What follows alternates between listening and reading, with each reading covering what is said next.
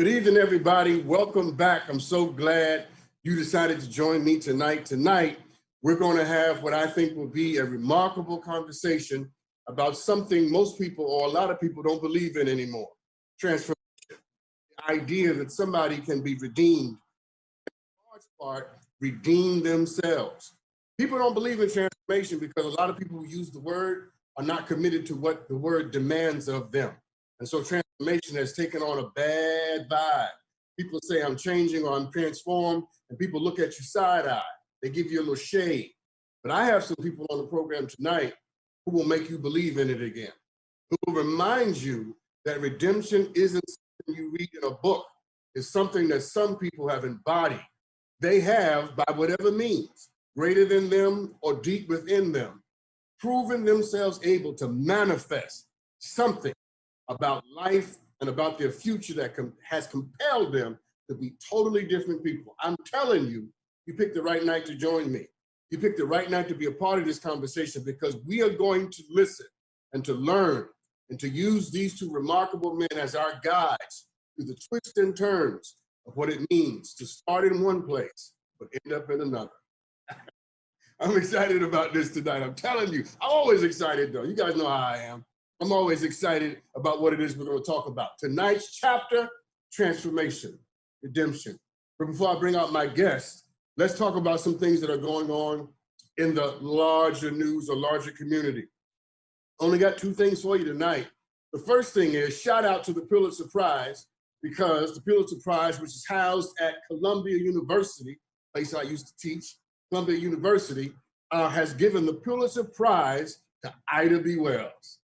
Ida B. Wells won the Pulitzer Prize of 2020 for the remarkable set of articles that she wrote on lynching and other issues related to civil rights. Now, of course, the natural inclination is to say it's about damn time, because Ida Wells should have won some prizes long before now.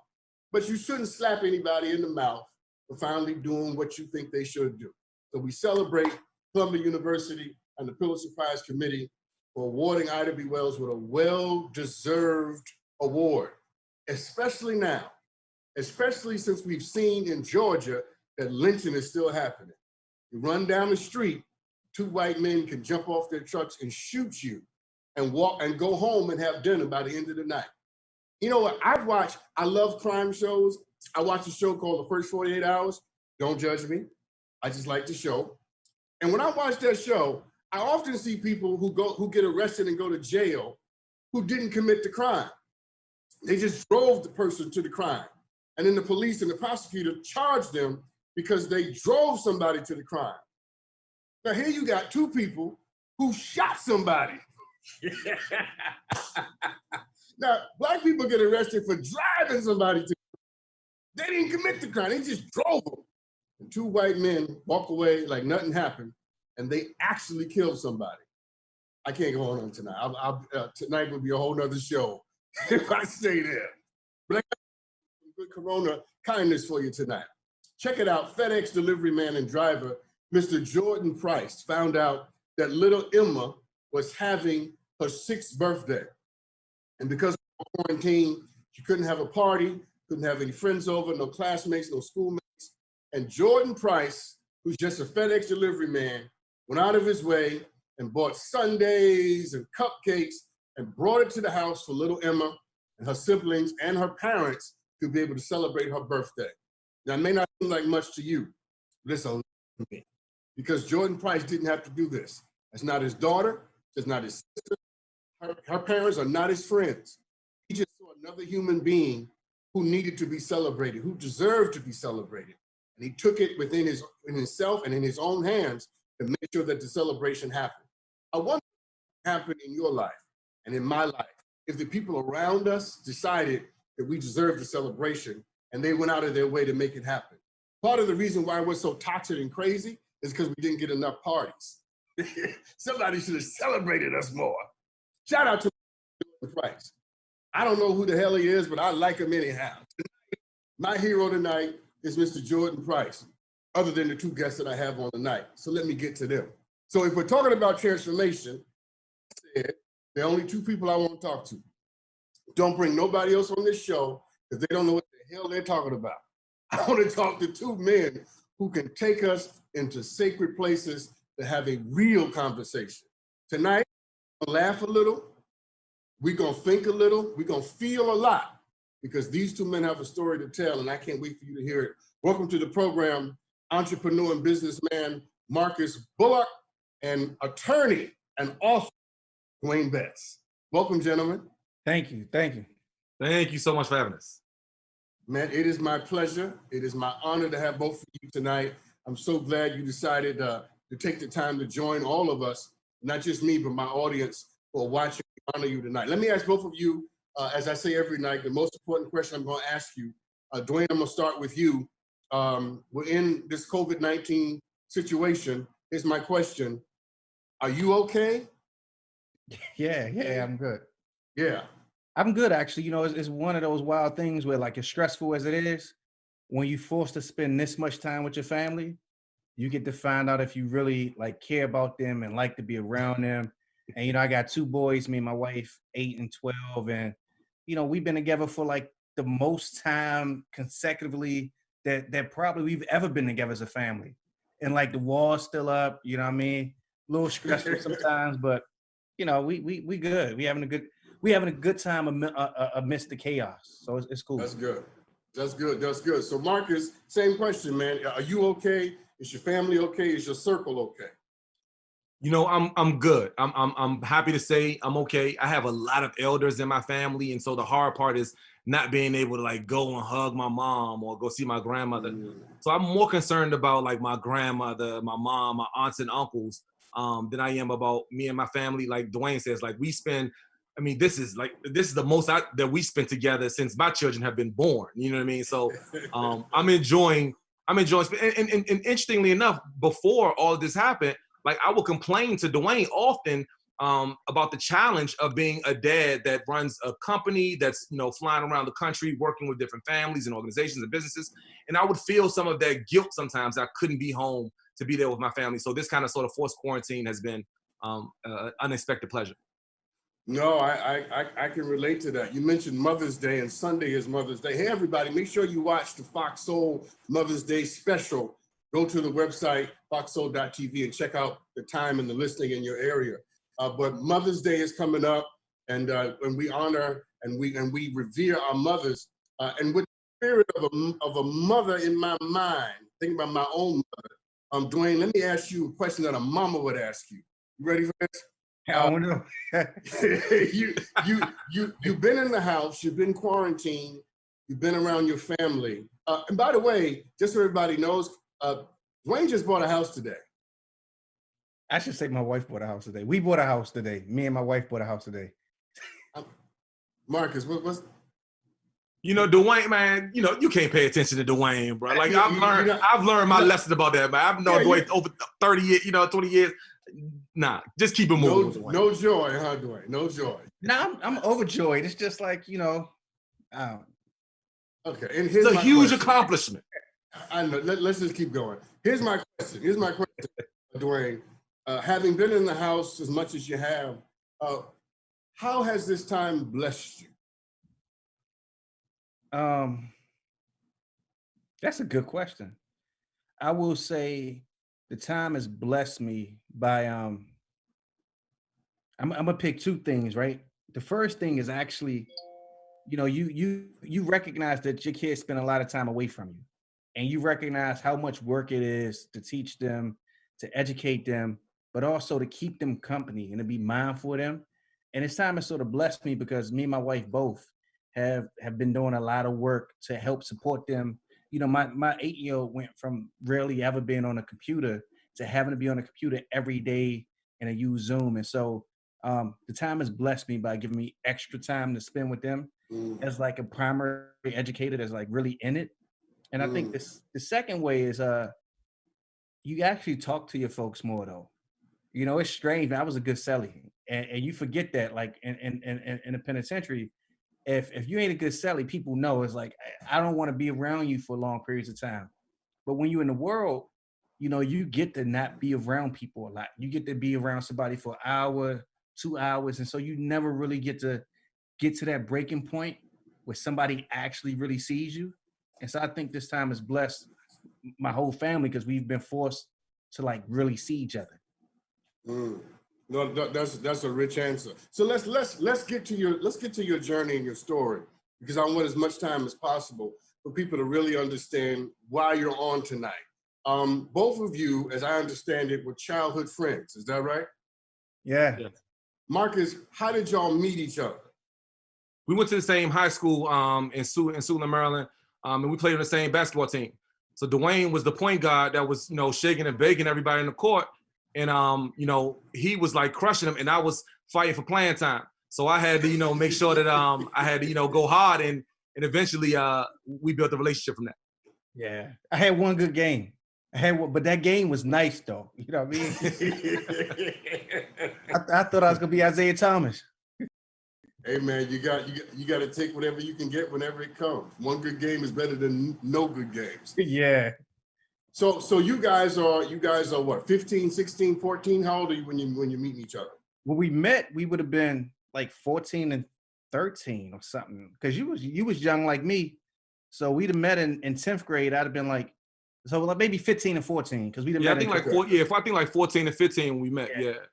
Now, what's interesting about your connection is that the circumstances of high school brought you together, but this connection would prove itself to be quite faithful, and change the direction of both of your lives.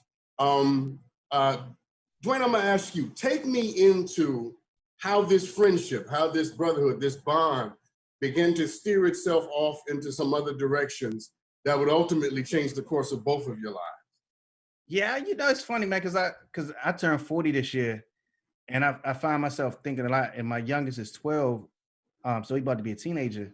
So I find myself thinking a lot about like, what is it that like shifted in our lives? And I wish I could point to something that was really gradual, but that was really specific, right? Some sharp turn.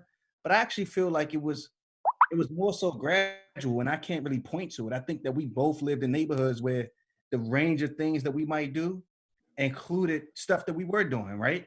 Playing basketball, being in the honors program, doing well in school. But we also knew dudes that carried pistols, dudes that sold drugs. And it was just this possibility that this other thing would be out there in the world. And you think you could avoid it, and you think you could sidestep it. But if you don't ever really articulate, I will avoid it, I will sidestep it, in a humbug, you could find yourself with handcuffs on, wondering, wait a minute, it was all good a day ago. I think everything you said is interesting, but I'm going to push you, because that's kind of what I do. I'm asking you specifically, as it relates to how the two of you got in trouble. How did that happen? How do you go from I'm the point guard, had at least one good game. That was nice, that game too. To we both play basketball, to the two of you ended up being incarcerated. How does that happen? What happened? Yeah, Marcus, I'm gonna let you answer this, but I think part of the answer for real is just like, I don't know if we recognize the slip from one spot to the other spot being as like intense as you suggest it is. It's literally like we hanging out with somebody, and I'd never held a gun before. So when I say it is like, it isn't this like moment that I could directly point to. Literally, the night when it went down, like I had never held a pistol before. Okay, what went down is what I'm trying to get at, Mark. Oh, Jesus Christ, yeah, I can give you the quick summary. Dwayne, if Dwayne wants to pass the ball to me, I can give you a quick summary. So Dwayne, that's the problem. Dwayne. Go ahead, Marcus. Dwayne and I, so we ended up at a mall. In Northern Virginia. It's a mall parking lot, December 1996. There's a guy sleeping in his car. We walk up on the guy sleeping in his car, tap on the window with the pistol, ask him to get out of his car. I jump in the passenger side. Dwayne jumps in the driver's side. We pull off, and we carjack a man. We end up making it home. The next morning, I called Dwayne. I'm like, bruh, we on the news, young. I was like, nah, I don't know what happened, but we on the news. Apparently there was a string of carjackings that had happened in Fairfax County. That had nothing to do with us, though. had nothing at all. But they tried to put it on us though. Remember the time they was like, yo, y'all were responsible for all of these carjackings. Like, nah. They tried to put it on us. Literally, we just happened to steal a car that, like Dwayne said, we can't. So my question is, y'all only stole one car, is that right? We stole one car. Okay, got it. Keep going, Marcus. We only stole one car. Wow, Dwayne. We make it home. So the next day, like the 15 and 16-year-old kids that we had a brilliant idea to be able to. Wait, Dwayne, don't make that face, y'all. So look, we had a brilliant idea. I think this was your idea, though. We're going to go shopping the next morning back in Virginia with the stolen car with the man's credit cards. But we went early. We did go early. And it was a Sunday, too. It was a Sunday. That part is messed up. It really was, because I really was supposed to be a Sunday school. How about all of the parts are messed up? My mother was counting on me of being in Sunday school that morning. The plan was to actually go take the car back, leave it in a no parking zone. The man get his car back. We go home. Everybody, I go back to Sunday school. Dwayne go back home. I see you back in school on Monday. We got basketball practice. Like this was the plan. But this was fun. This supposed to be fun. So listen, Dwayne, I'm gonna give you another chance. Tell me how you got caught. Well, because we were fools. Actually, and it's one of those moments I swear that I knew we were going to get caught. And in some ways, maybe we lucky for getting caught in the sense that you walking down this path that you don't know where it's going to go. And so we go to the mall, we shopping, pull out the credit card. The guy asks us some random question. And it seems like they're buying time for the police to come. So I say, let's run. So we run. And we leave Pentagon City, and we got two choices. We could go to the train station, or we could run onto the Pentagon. The Pentagon has more guns than anywhere else in the world. I said we were brilliant. Right? We run to the Pentagon. And of course, and I'm running, and every step is saying guilt. Like I got this guy's wallet, I'm throwing it out, it says guilty. I got like his car keys. I throw the keys out. It says guilty. And the truth is like this dude had $10 on him. We literally got away with nothing, right? Nothing. And as soon as they caught us, I knew it was a wrap. I was just like, all right, we done. And I probably confessed in like I held out for a minute, like maybe 6. And then I was like, all right, I did it. Just let me go home. And they was like, nah, it doesn't work that way. And then Marcus went home 7.5 years later, and I guess I went home like 8.5 years later. Wow, wow. It was not funny back then. I promise you, it wasn't funny back then. No. I'm gonna tell you this. This is the interesting thing, right? When they arrest us and they take us, so they split us up, right? You know what I mean? And we kids, like neither one of us had ever been in anything. I'm 15 years old. Dwayne, I literally just turned 15. Dwayne just turned 16. Right? Like our birthdays were like, my birthday was like a week before this happened, and Dwayne's like a few weeks before this happened, right? So we just turned 15 and 16 years old. We didn't know. The reality of it is that I was like, man, look, I just want to go home to my mom. You know what I mean? It was like, Dwayne,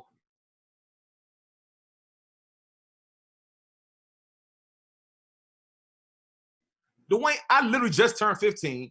Dwayne just turned 16, right? Like our birthdays were like, my birthday was like a week before this happened, and Dwayne's like a few weeks before this happened, right? So we just turned 15 and 16 years old. We didn't know. The reality of it is that I was like, man, look, I just want to go home to my mom. You know what I mean? It was like, I needed this hours later. It was like, yo, so what did you say? And I'm like, I said this. He's like, I said the same thing. I'm like, oh man, yeah, we late.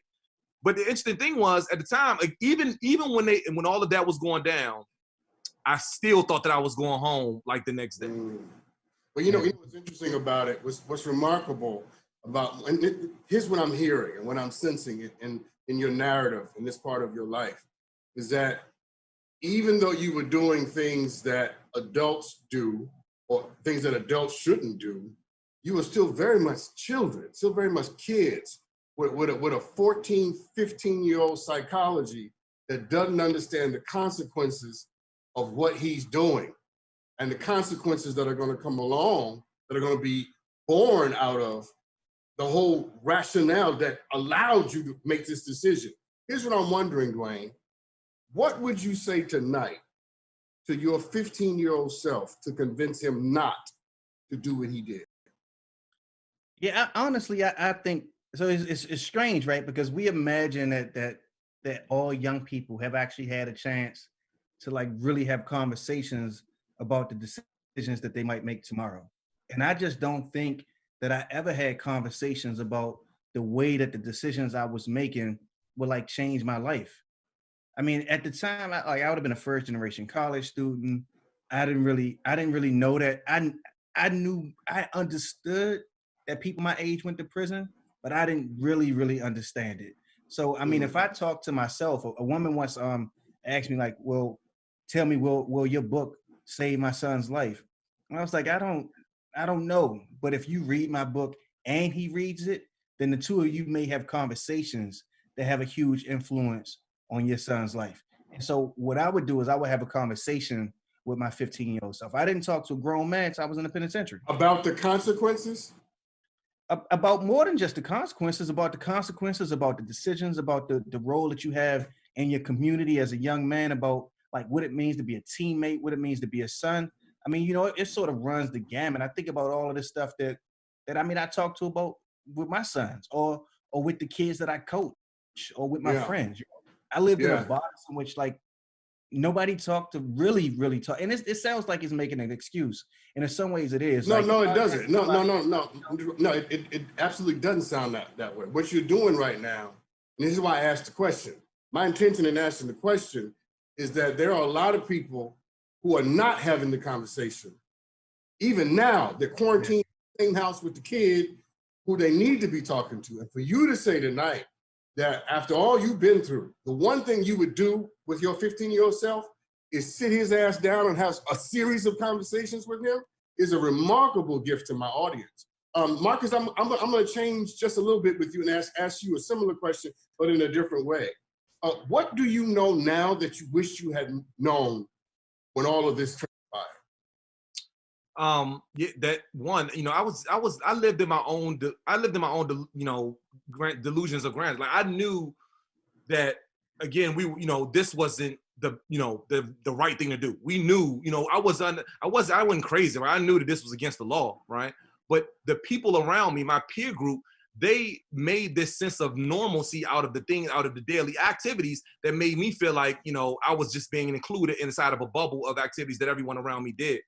And so, coming out of that now, I can look back in hindsight, like Dwayne says, I didn't talk to an adult the way that, I talk to my son now until like I was in prison when, a 15 and 16-year-old is the same as a 60-year-old, right?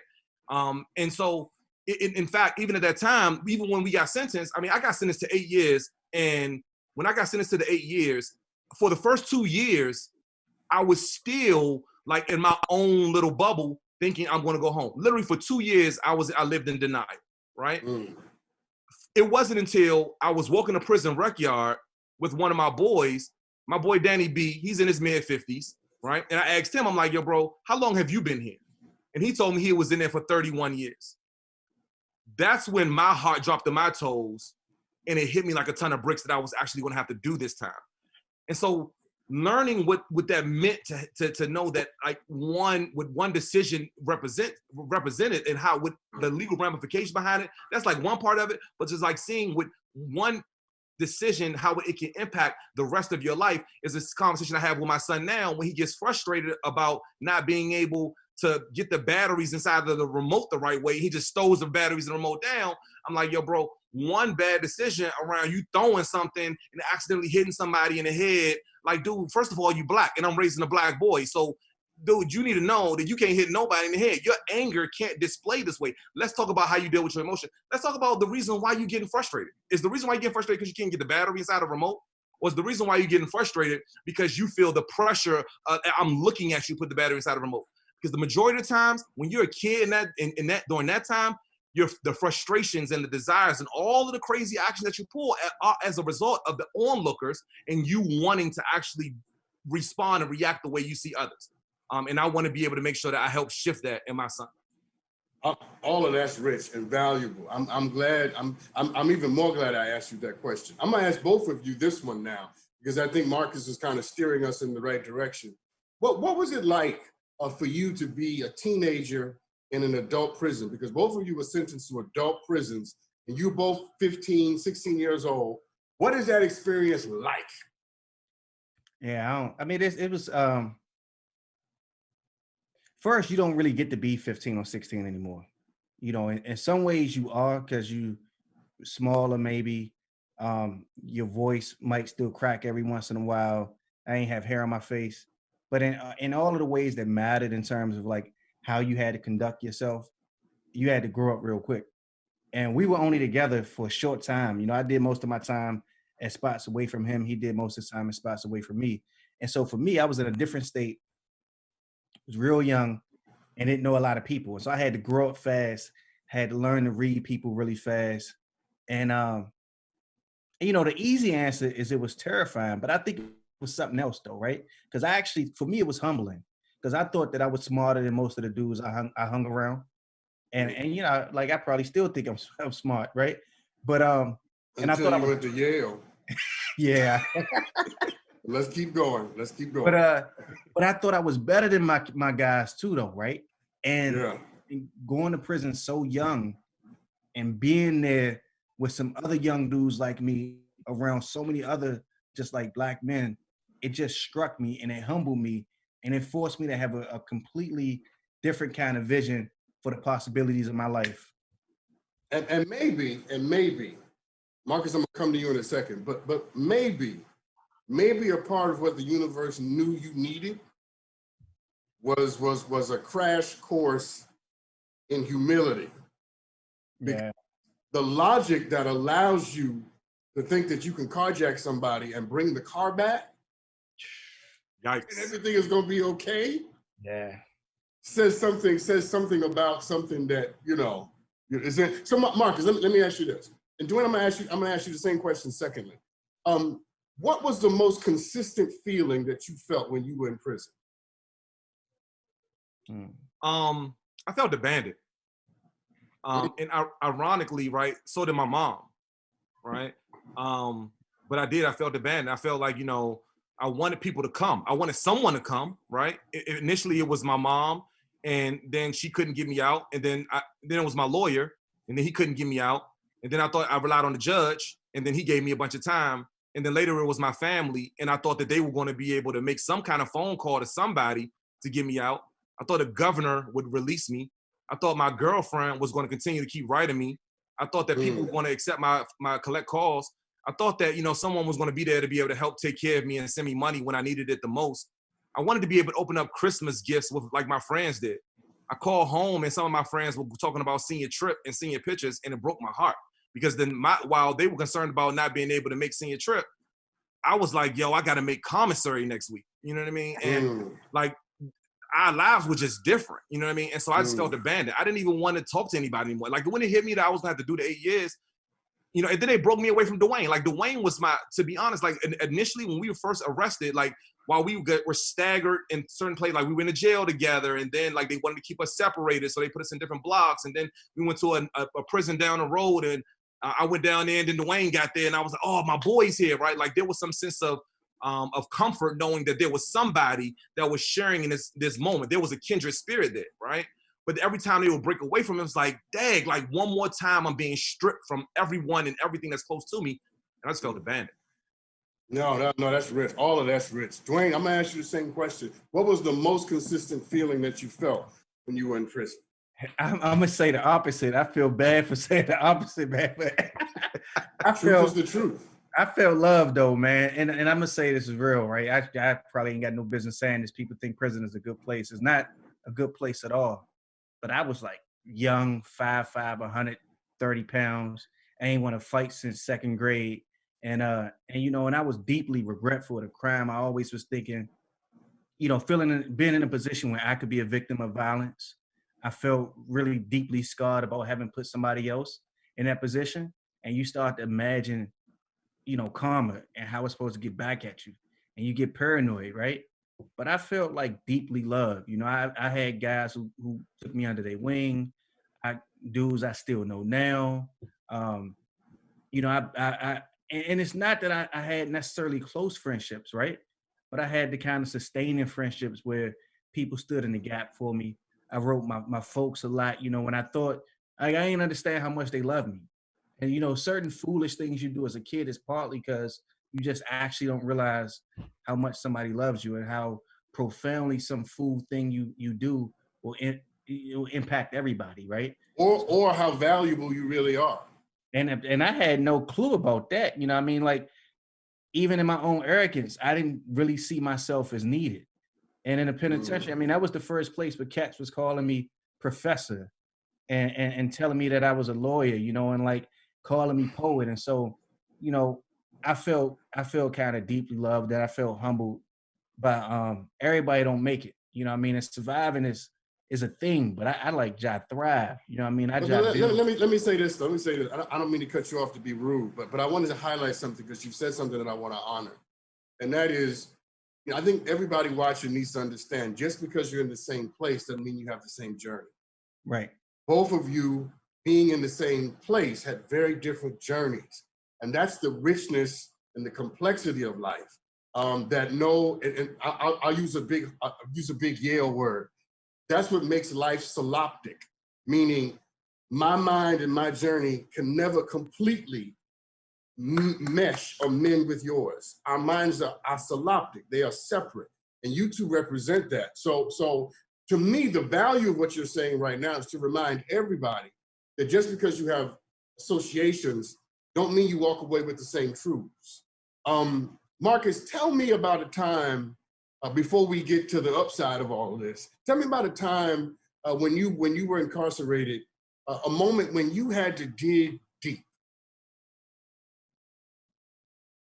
Yeah, man. Oh man, I mean, like on a Monday, right? Like on a Wednesday, you know what I mean? Like I had to dig deep. I mean, I was a kid trying to figure out how to navigate this spot. You know what I mean? Like I didn't have, like there was no, you know, there wasn't I didn't have a prison coach. You know what I mean? Right? Like there's no mentoring for this, right? Like I had to figure out every day how to battle with my own emotions, right? Like Marcus, I'm gonna stop you because I agree with you, but I'm gonna push you. You're right. I totally get it. But they're always defining and pivotal moments. Yeah. Some moments stick out more than others. Take me to one of those moments. All right, I can take. So I can take one of the earliest moments. One of the first moments where I had to dig deep. So we went to we were in Fairfax County. I was in Fairfax County Jail. So the way the our case happened, they certified us as adults when we got arraigned and we started going to court.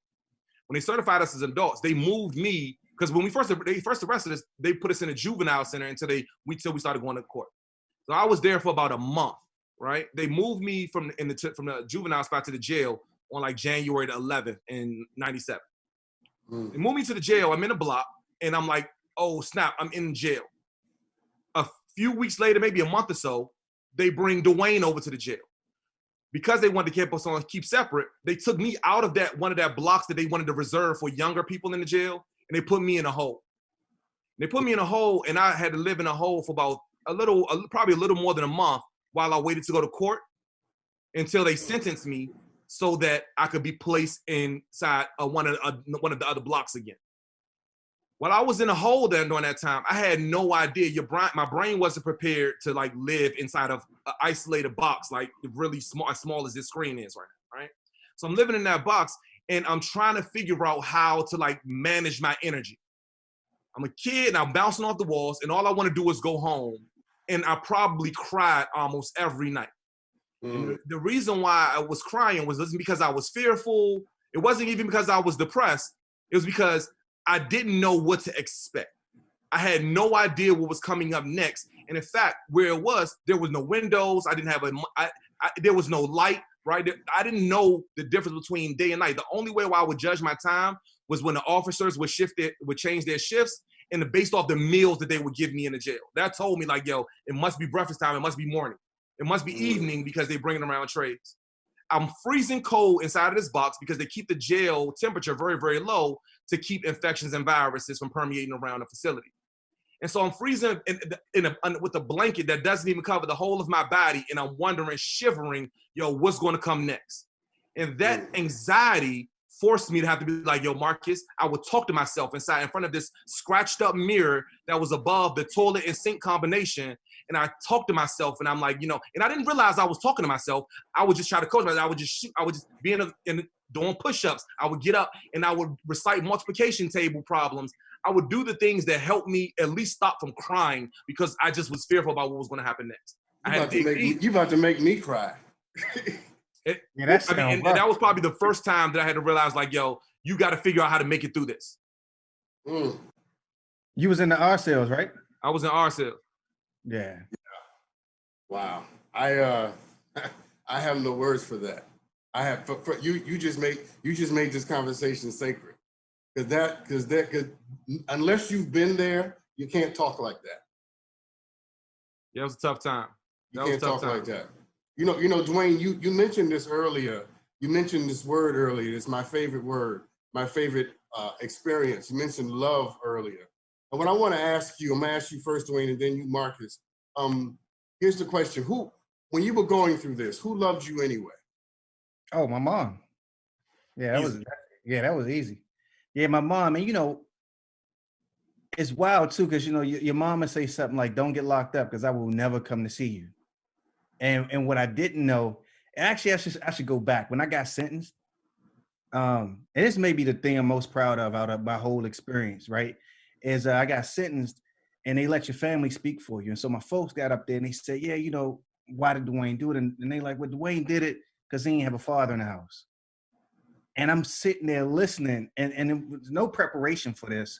My lawyer didn't tell me what my family was going to say, so I'm hearing it for the first time. It was like 2 or 3 people that got up there and said the same thing. And my mom wasn't speaking because she had like bronchitis, right?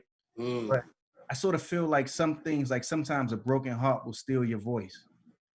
And so this is my sentence. Whoa. Yeah. The hell did you just say? That was good. Say that again. Ooh. I said, sometimes like a broken heart will steal your voice. And then mind you, I'm so small that the size small, you know, scrubs don't fit me, right? So I'm fully a kid, right? And a judge asked me if I had anything to say.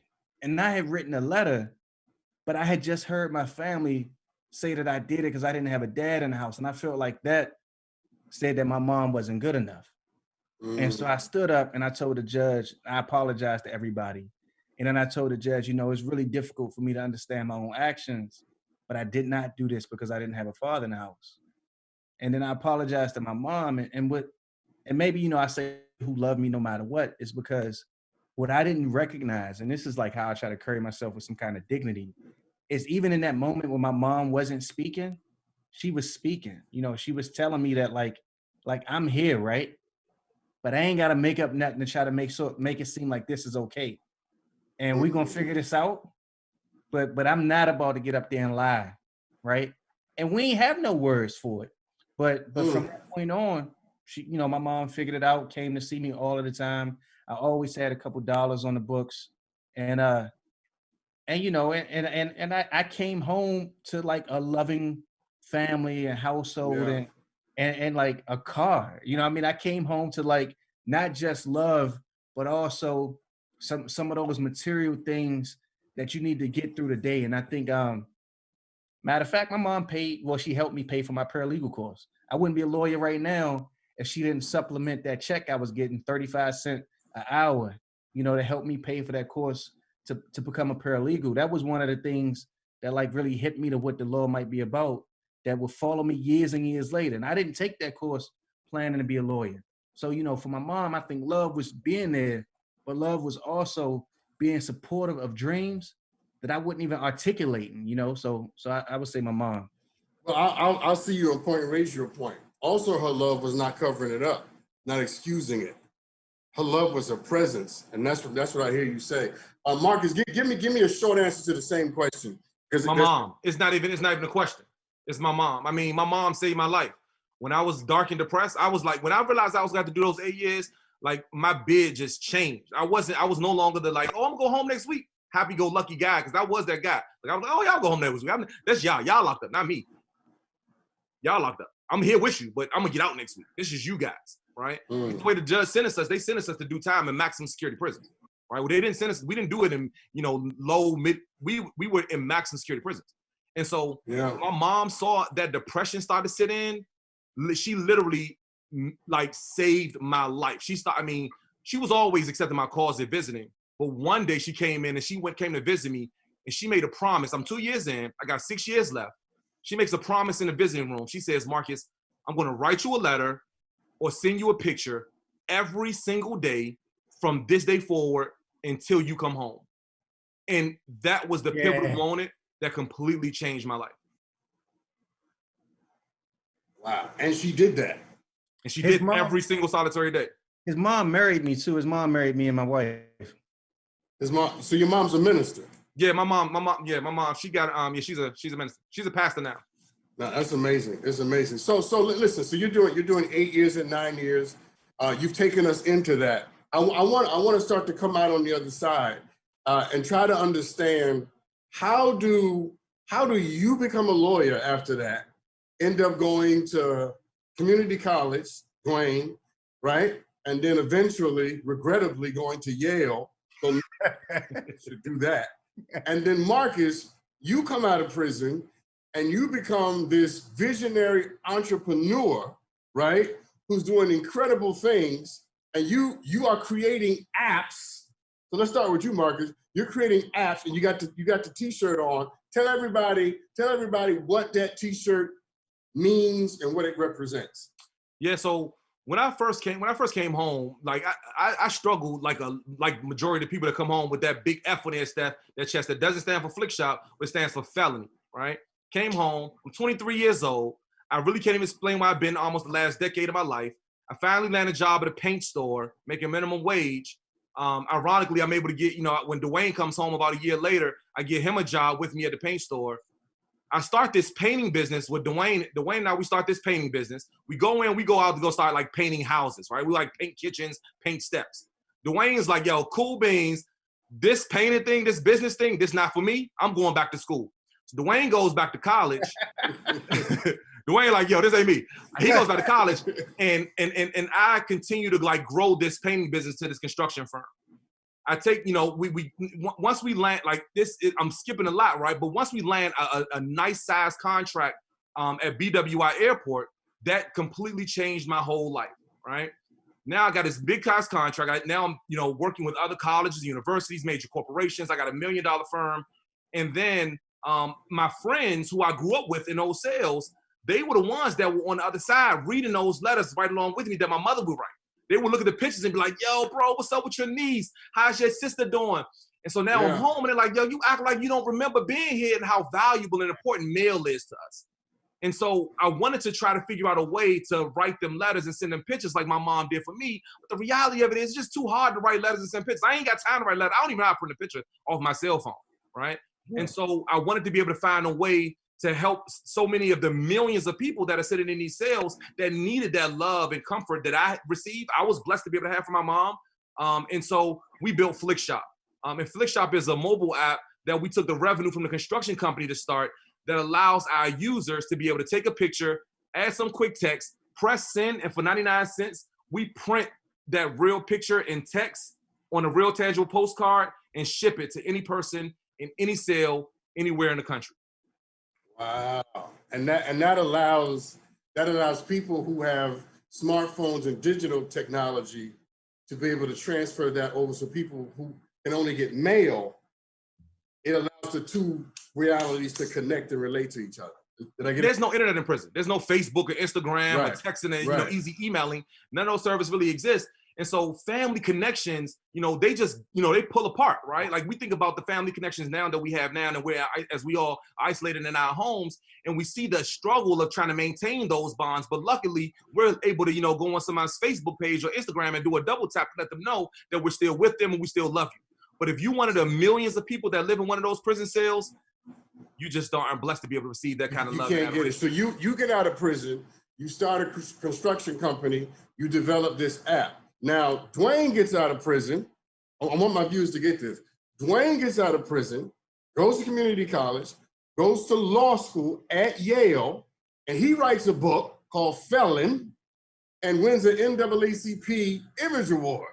That was his second NAACP Image Award. His first book was Question of Freedom that he wrote about his life and going through the prison, but that was the first image award that he won. Felon was the second one. I just want to clarify that. Yeah. Consider me clarified. So Dwayne, talk to me about what I'm trying to get to tonight. How does the transformation happen? How do you go from that to what you are now? I think, you know, and saying this, it seems like I'm dumbing it down a little bit, right? But the truth is that a book profoundly changed my life. I was in a hole. This would have been 1999, and in a hole you couldn't get books, like you couldn't go to the library. And so the guys that were there, we created our own system of communication of passing books around. So you would just yell for a book, and somebody would sing you something. So I'm asking for a book one day, and somebody gives me this book called The Black Poets by Dudley Randall. Now I'm like 18 years old, and I had told myself I would be a writer early on, not really because I had wanted to be a writer all my life, but because I knew that you have to be something. So when I got sentenced, I said, I'm gonna be a writer. Didn't know what it meant, didn't know what it would mean, didn't know what I would do. I just said, I'm gonna be a writer. And I get this book, The Black Poets, while I'm in solitary confinement, and I read this poet named Etheridge Knight. And Etheridge Knight, I find out that he had gotten locked up. He had served time in the Korean War, got addicted to heroin, then went to prison and got addicted to poetry. And he became a published writer, and he was writing about the penitentiary. And I thought, man, if he could do it, I could do it. And that became the foundation of me becoming a writer. And then when I kept doing that while I was locked up, and by the time I came home, like I had an identity as a poet. You know, Lucille Clifton, Nikki Giovanni, Sonia Sanchez. I had these words that was driving the conception of who I was. And it just made sense to go to college. Because I wanted to be somebody, didn't really know what that meant, but knew that nobody in my family had graduated from college at that time. And if I was gonna be the first person to go to prison, then I was like, I'm gonna be the first person to go to college as well. And then college just became a thing that you do. You know, you do it, and then you do it again, and then it get good, and you do it again. And then next thing you know, it's like, well, what am I gonna do with my life? Can't get a job. I'm doing this criminal justice reform work. I'm in rooms with lawyers all the time. Nobody is giving me real direction about what my next 5 years should look like. What if I went to law school? And, you know, then I took the test, took the LSAT, and ended up going to Yale. And now I'm sort of doing the same things that I was doing before, but I'm doing it as a lawyer. And I've gotten two people out that I did time with. You know, I've represented the role and gotten them out of prison. And so I can say that, like, the decision to be a lawyer didn't result in me practicing 40 hours a week, but it did result in me getting two people out of prison who probably would still be in there right now, you know, had it not happened. No, it's a powerful witness, and the journey is worth the trouble of listening to. It really is amazing to think that you can go from being incarcerated for 8 or 9 years for carjacking when you're 15, 16 years old to one of the most elite institutions and law schools in the country, and then use that education to help people who were stuck where you were. It's an amazing testament to what's inside of you and who put it there. Marcus, I'm going to ask you, give me a concise answer because I'm running out of time. But why should people believe that formerly incarcerated people can change their lives? I mean, because they people. I mean, like I'm still the same old Marcus, right? Like I'm still the same old Marcus. The reality of it is that, you know, the talent is equally distributed. The opportunities and access is typically just not, right? And the reality is, if we figure out ways to be able to focus our support in people like that look like Dwayne and I, then this is the end result. No, that is rich, and I think you're absolutely right. So Marcus, let me ask you a follow-up question. If you could change anything about the criminal justice system today, what would you change? These lengthy sentences, they just don't make sense. They have no, you know, it just doesn't make sense. Technical violations, I will completely, you know, just get rid of technical probation violations. We talk about the recidivism rate in prisons, you know, being 76%, you know, for people, you know, within the first 3 years of their, release from prison.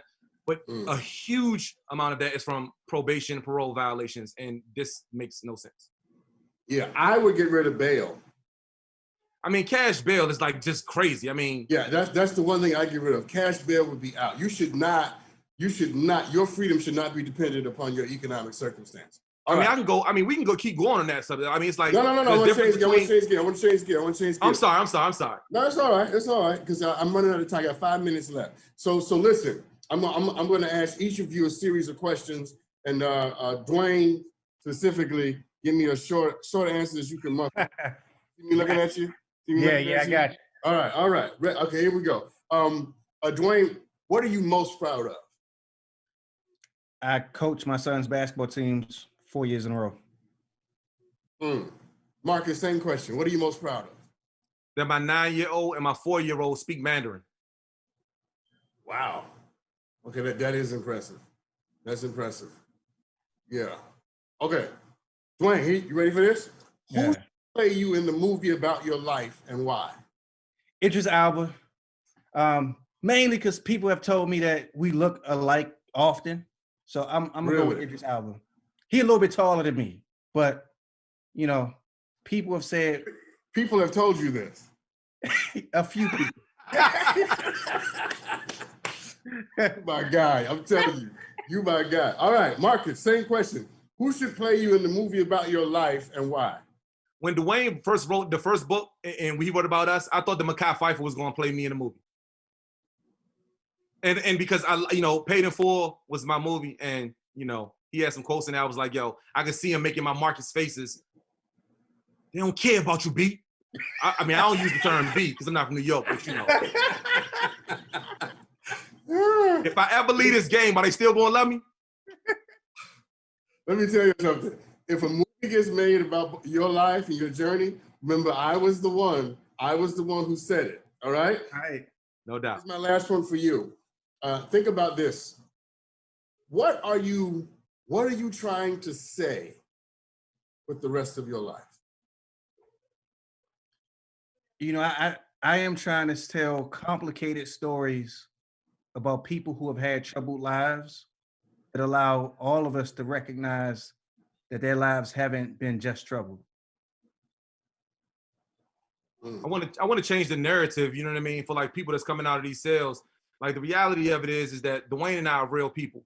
And if my neighbors knew that that I was a convicted felon, they probably would respond to me different than they know that I'm a CEO of Flikshop. I want to change that. Well, gentlemen, both of you are setting a bright witness and a great testimony to everything that I believe in. I fundamentally believe that human beings are absolutely crazy and absolutely wonderful. We're out of our minds and we make perfect sense. And the dichotomy and the complexity of both halves of your lives manifest that in ways that are rich tonight. I'm awed by your journey. We appreciate it. Space, the time, the chance to chop it up with you. Thank you. I would say likewise, but you went to Yale, so not so much. I mean, Yale is the best law school in the country. You got to know that. Look, okay, no, we're not doing this. And here's the last thing I'm gonna leave everybody with tonight. Dwayne said, for all my viewers in New York, all my viewers in Chicago, Dwayne said that the best pizza in America is in Connecticut. In New Haven, Connecticut specifically. Oh, yeah, New Haven. I can't. Listen, everybody, thank you for tuning in. I appreciate you being a part of this conversation. I honor you as you have honored me with your attention and your time. Could I have found a better set of guests tonight? I don't think so. I think tonight we have gone there and we have been the better because of it. Marcus Bullock, Dwayne Betts, you blessed us. You changed us. You challenged us. And I am honored to be a part of your story. And I know exactly who's going to play me in the movie for interviewing you. I know exactly who I want to play. I'll tell you when we get off the air. Stay tuned. Don't you go anywhere. We got some great programming coming up. And remember, Mother's Day, make sure you watch the Fox Soul Mother's Day special.